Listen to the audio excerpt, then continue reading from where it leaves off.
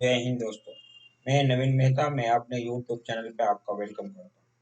Friends, इसमें जो है AIB 17 मीन्स AIB 17 से रिलेटेड बहुत ही इम्पोर्टेंट से आपको इन्फॉर्मेशन बताऊंगा। ये इन्फॉर्मेशन रिलेटेड है AIB एग्जामिनेशन का जो रजिस्ट्रेशन होता है। और आप जब रजिस्ट्रेशन कराते हैं तो एग्जामिनेशन में बैठने के लिए कराते हैं, तो उसका फीस जो है पहले की तुलना में अब कम कर दिया गया है। और ये कम जो किया गया है, इसमें दो तरह के फी होते हैं। एक तो SC ST के लिए अलग फी होता है, और फिर ST ST के अलावा जितने भी कैटेगरी के पेपर होते हैं उसके लिए अलग फी होते हैं। उसी को इस वीडियो में मैं आपको बताऊंगा, और साथ में कुछ इंफॉर्मेशन भी बताऊंगा आगे कि आपको फॉर्म भरने के समय में क्या क्या आपको अपने पास रखना चाहिए। तो आइए, जैसा कि मैं बताया कि मैं आपको सबसे पहले इसमें बता दूं कि रजिस्ट्रेशन फी पहले जो हुआ करता था उसकी तुलना में बहुत ज़्यादा कम कर दिया गया है। और ये जो कम किया गया है, ये SC ST के लिए 2500 रुपया रखा गया।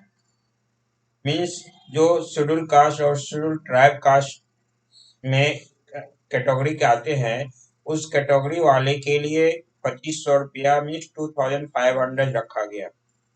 और फिर इसके अलावा जो भी कैटेगरी है, मीन्स SC ST के अलावा जितने भी कैटेगरीज हैं सबके लिए एक जनरल कैटेगरी में इस सबको रखा गया। और जनरल कैटेगरी वाले के लिए जो है फी जो है 3250 रुपीज मीन्स 3250 रुपये। फिर से मैं बता दूं, यहाँ पे जो SC ST schedule tribe and schedule caste category के हैं उसके लिए 2500 मीन्स 2500 ही रखा गया है।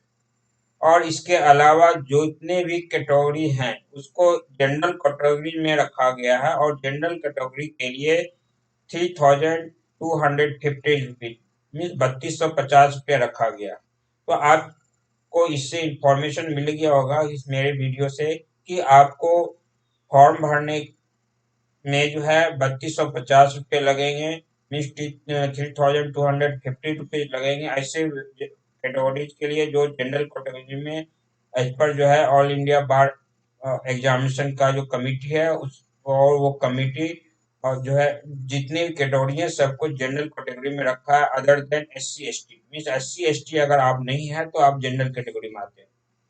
फिर जो है अगर SC ST आते हैं तो फिर आपको 2500 मीन्स 2500 रुपया आपको लगेगा। तो मीन्स ये आप समझ लीजिए कि आप किस कैटेगरीज में आते हैं, और उस कैटेगरीज के हिसाब से आप फी का अरेंजमेंट कर लीजिए। उसके बाद फिर जो है फॉर्म भरने की तैयारी कर लीजिए। जैसा कि मैं एक वीडियो जस्ट पहले मैं बनाया था, और उसमें बताया था कि रजिस्ट्रेशन का चालू हो गया, और रजिस्ट्रेशन चालू जो हो गया है उसमें वो जो है 13 दिसंबर 2022 के 5 बजे शाम से चालू हुआ है। मीन्स 13 दिसंबर 2022 5 बजे से शाम चालू हुआ है। और ये जो है रजिस्ट्रेशन 3 भाग में बटा हुआ। एक भाग में तो आपको साइन अप करने के लिए बताया जाएगा कि आप साइन अप करके लॉगिन आईडी आप क्रिएट करेंगे और पासवर्ड क्रिएट करेंगे, वहां पे लगेगा। दूसरे पार्ट में आपको जो है रजिस्ट्रेशन फॉर्म भराया जाएगा। और रजिस्ट्रेशन फॉर्म जो भरेंगे, आपको डॉक्यूमेंट जो है रखना है, ग्रेजुएशन का डॉक्यूमेंट रखना है, LLB का डॉक्यूमेंट रखना है, और फिर जो है मैट्रिकुलेशन का डॉक्यूमेंट रखना है। मीन्स आपको जो है मैट्रिकुलेट किए हैं या 10th किए हैं, जिस बोर्ड से किए हैं, अगर CBSE बोर्ड से किए होंगे तो 10th एग्जामिनेशन पास किए हैं। अगर आप स्टेट बोर्ड से पास किए हैं तो मैट्रिकुलेशन किया है, या डिफरेंट स्टेट में उसका अलग अलग नाम है। लेकिन आप इतना 10th जो पास किए हैं, आप स्टेट में जो भी नाम हो, 10th अगर पास किए हैं तो उसका आपको डॉक्यूमेंट स्कैन कॉपी लगेगा। मीन्स उसका मार्कशीट लगेगा, और उसका जो है आपको पासिंग सर्टिफिकेट भी लगेगा, क्योंकि पासिंग सर्टिफिकेट आपका जो है डेट ऑफ बर्थ लिखा रहता है। फिर उसके बाद जो है अगर 5 इयर्स का LLB किए हैं तो उसका आपको डॉक्यूमेंट लगेगा, या तो 3 इयर्स का LLB किया है तो उसका डॉक्यूमेंट लगेगा।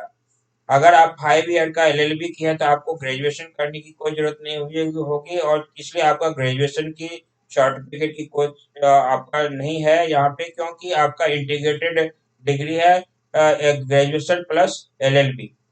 इसलिए बीएलएलबी 5 इयर्स के होते हैं और उसको बीएलएलबी बोला जाता है।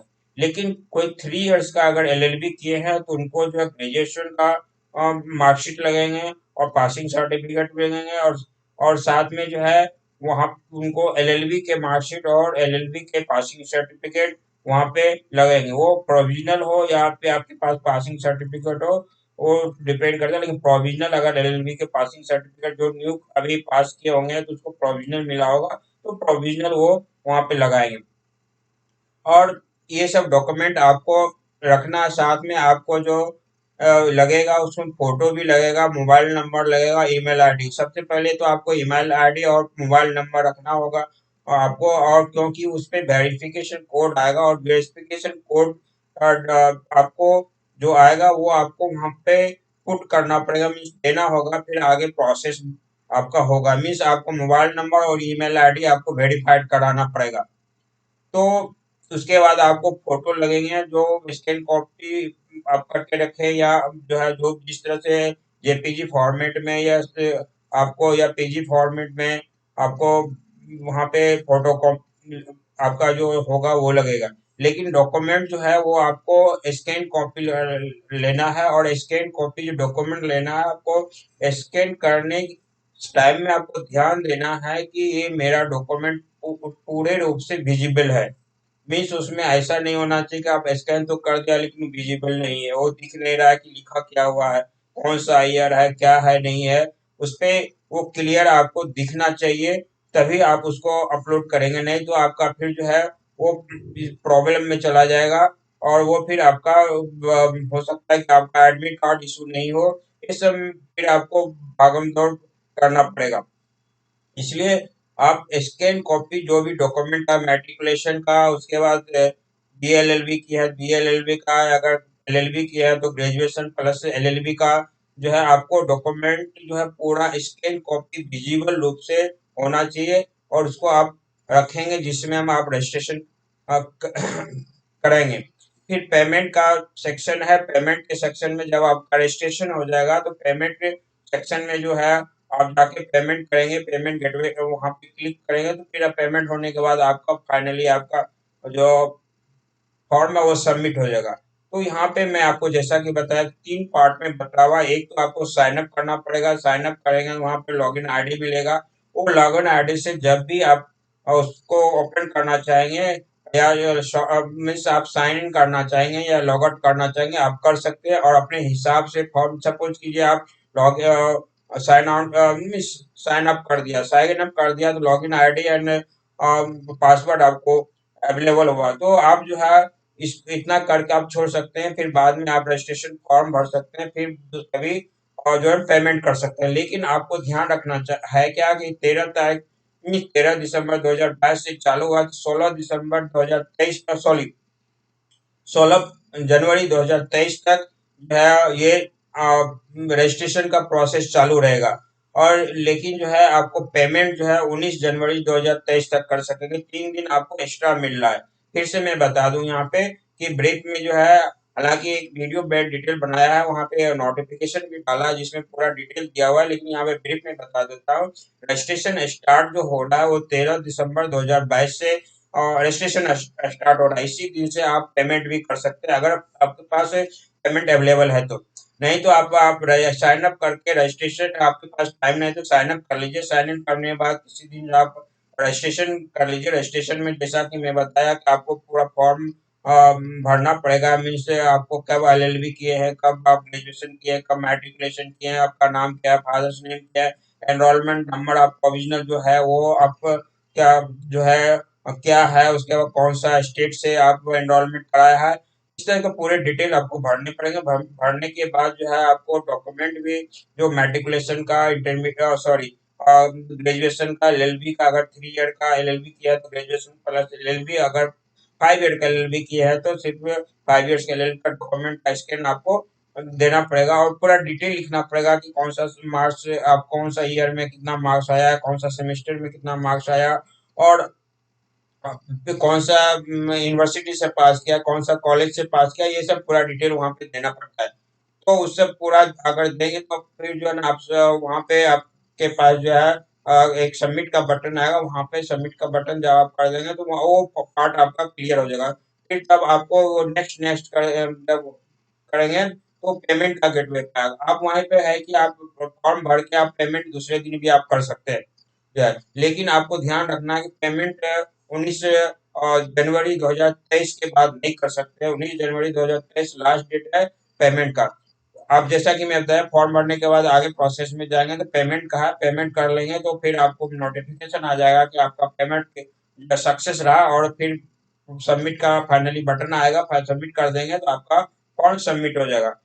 तो फिर जो है आपको 21 तारीख से लेके 25 तक जो है एडमिट कार्ड का जो वेरिफिकेशन होगा, वो वेरिफिकेशन ये है क्या, आपको लिंक मिलेगा, लिंक में जाके जो है ना आप एडमिट कार्ड जो बना है, मीन्स आपका एडमिट कार्ड जो रेडी हुआ है उसको आप चेक कर सकते हैं लिंक में जाके कि मेरा एडमिट कार्ड जो बना है उसमें कुछ गलती भी है या कुछ प्रॉब्लम भी है। और वो सब जब क्लियर हो जाएगा फिर आपको 30 तारीख से, मीन्स 30 जनवरी 2023 से लेके 3 फरवरी 2023 तक आपको एडमिट कार्ड इशू किया जाएगा, जो आपको डाउनलोड करना पड़ेगा। ये आपको घर पे नहीं आएगा, आपको ये ऑनलाइन प्रोसेस है, आपको डाउनलोड करना पड़ेगा। फिर आपको जैसा कि ऑलरेडी मैं बता चुका हूँ, फिर मैं बता दूंगा, 5